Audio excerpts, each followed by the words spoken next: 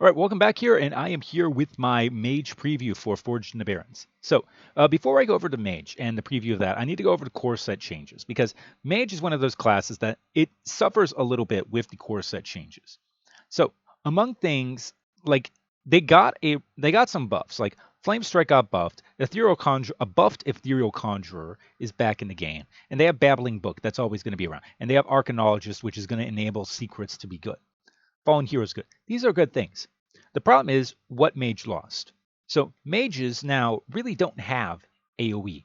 AoE was a cornerstone of Mage. So they had like Flame Strike and Blizzard, and those are like their two big AoEs. Blizzard is completely gone. Flame Strike, it's 5 mana, but the key thing here is it's epic, which means it's not going to show up all that much in Arena. You're still going to take it, but it's really not going to show up all that much. So when you take a look, they lost a lot of their powerful AoE, which was, and I mean there's discover effects, but you're going to miss all that.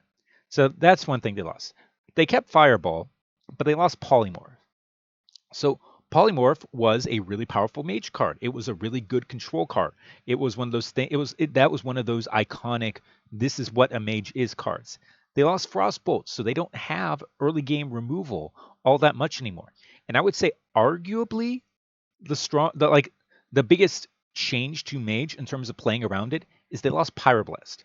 And it's not because Pyroblast was good. It's not because people always had Pyroblasts. The problem is that with Mage, you always had to have a Pyroblast in the back of your mind. If you are at 14 health and there was a 4-attack minion on the board, it you're you always had to consider, okay, if I don't kill this thing, they could just kill me with the Pyroblast.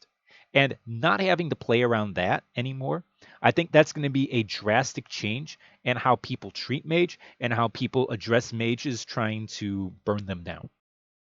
So overall, those are the key core set changes that happen to Mage. So Forged and Barrens, they have Mage has decent cards, but honestly, it's not really their cards are really not that great for Forged and Barrens. All right, so let's go here. Arcane Luminary. Cards that didn't start your deck cost 2 less, but not less than 1. So you compare this to Sorcerer's Apprentice, which makes any spell cost 1 less. So this only works if it's alive. There was the Ethereal Peddler, which had a similar effect, but it was more of a battle cry effect for cards in your hand, and I thought that was a lot better. For this, I think it's a 4/3 that it's not going to be all that easy to take advantage of. So I think ultimately it's a 4/3 with a mild bit of upside. So we're talking like a low 2-star card here. Oasis Ally. When a friendly minion is attacked, summon a 3/6 water elemental. Okay, so the deal with this is a card where it's going to go off at some point. Maybe it takes 2 turns, maybe it takes 3 turns, but it is going to go off.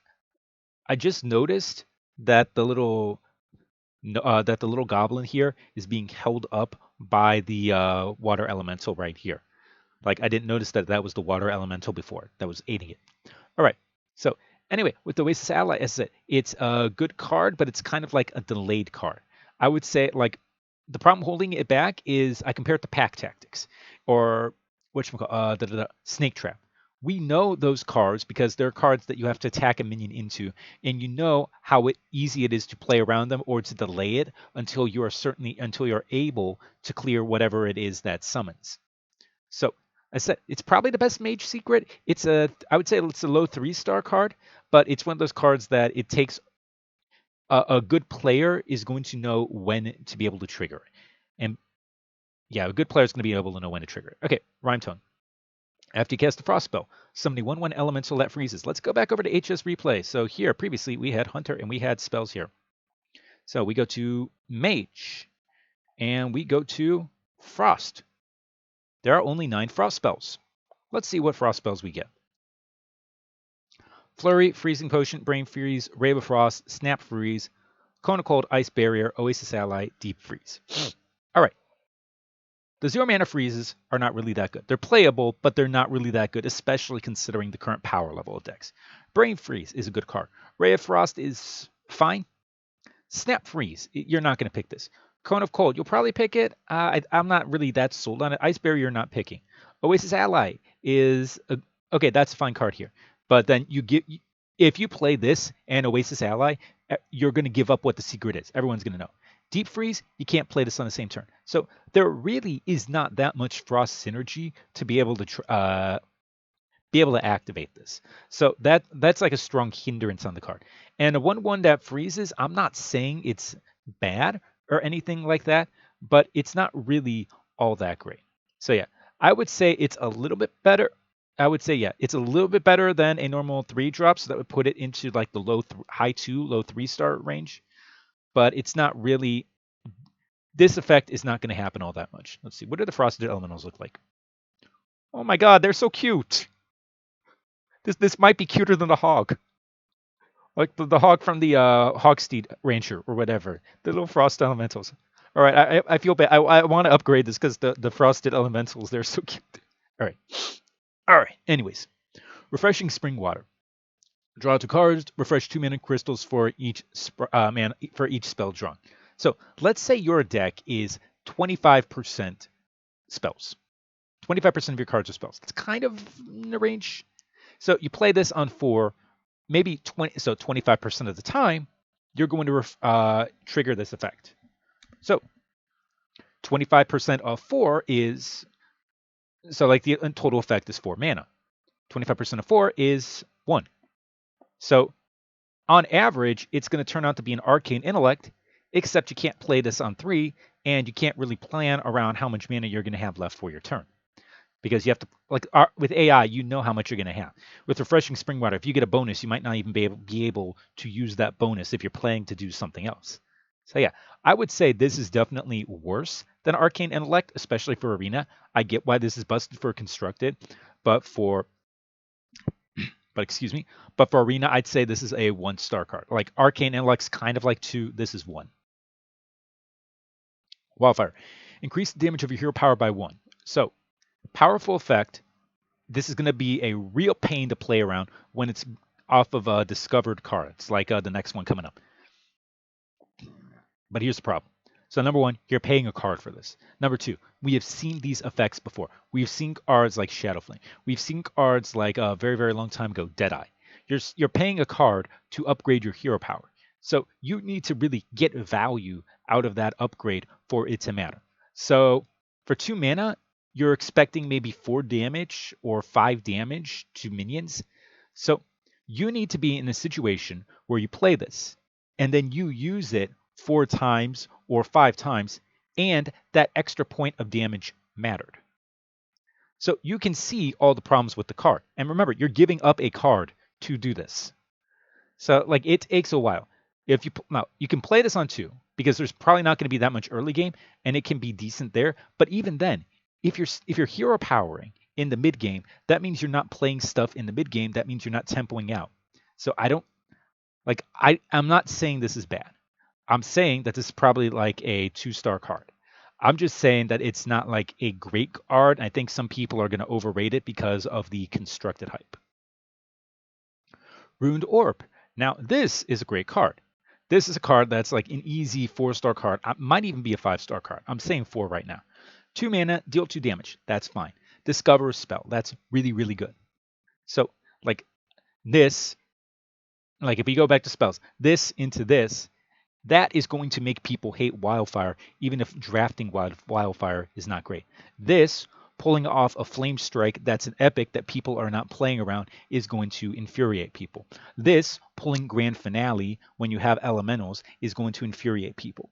Like, this card, I think it's going to cause... This is the card everyone is going to hate in Mage. I don't think it's the most powerful card. There's another card coming up. But this is the card that is going to make everyone hate Mage in the going into Forged in the Barrens. Oh, sorry, wrong one. Warden, not Warden. Warden Dawngrasp. Battlecry freeze all enemy minions. If they are already frozen, deal 4 damage to them instead. So, compared to Frost Nova, Frost Nova was always useful, but it's one of those cards, like if you discovered it, it was fine, but it was never really a card you wanted to draft. This, it's a 4 mana 3/3 that has a Frost Nova attached to it. And then there's a bonus effect. Like I'm not sure how much freeze you're going to have in your decks, but the bonus effect is going to be fine. And again, you can discover freeze. If you play a Ruined Orb and you have this, you can discover a Cone of Cold. You can discover a Flurry or a Freezing Potion. And then you can trigger this and it's a powerful AoE effect. So like on its own, I don't think it's really that good. I think it's really a 2-star card on its own. But if you can get the right synergy to go with this can be really powerful. Flurry. Freeze a random enemy minion, upgrades when you have 5 mana. So I compare this to Freezing Potion. Freezing Potion by itself was a pickable card in the old arena. In new arena, I would say it's not really all that pick. Like in new arena with the high power levels, I don't think Freezing Potion is going to be all that great. Flurry is a random Freezing Potion. I didn't know. I didn't. I hadn't been paying attention to like the art upgrades for these things. So this is my first time seeing it. So, like, better than Freezing Potion? Probably in the mid game, I would say. Is it a card you want to pick? Probably not. I still say it's a 0-star card. Maybe it's a 1-star card. Like, if you get wide boards, you really want that. Like, how would I say this? I think there are enough times where the RNG is going to hurt. Like in the mid game, maybe not as much, but there are times when you need that freeze to hit that thing you want in order to survive. All right, this is the card I was talking about here. Reckless Apprentice. Battlecry, fire your hero power at all enemies. So, if you remember, Wildfire increases your hero power by 1. Which means, if you play Wildfire, and you play this is like a 4-mana Consecration. Because remember, enemies hits the hero as well. That's attached to a 3/5, which is completely busted. Even if it doesn't have that, it's a 4-mana Arcane Explosion that deals 1 damage to the face. So Twilight Flamecaller, and I'm going to reference this a lot. Twilight Flamecaller and Ravaging Ghoul. Twilight Flamecaller was a 3-mana 2/2 that had an Arcane Explosion effect that could not be upgraded unless you had something like Bran or something insane like that. This, so 4-mana 3/5 is a much better body. The hero power can be upgraded, and it's not going to be unreasonable to be upgraded.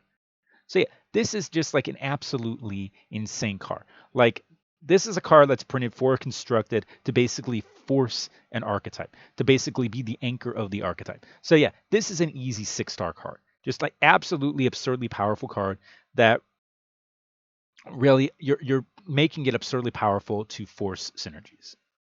And then finally, Mordesch Fireeye. Battlecry. If you've dealt 10 damage with your hero power this game, deal 10 damage to all enemy minions, to all enemies. So, problem with this card is, like, are you going to deal 10 damage with your hero power? Maybe. If you have Reckless Apprentices, sure. But you aren't going to... Wildfire is an epic. Like, you can discover it, but you're probably not going to play it before turn 10.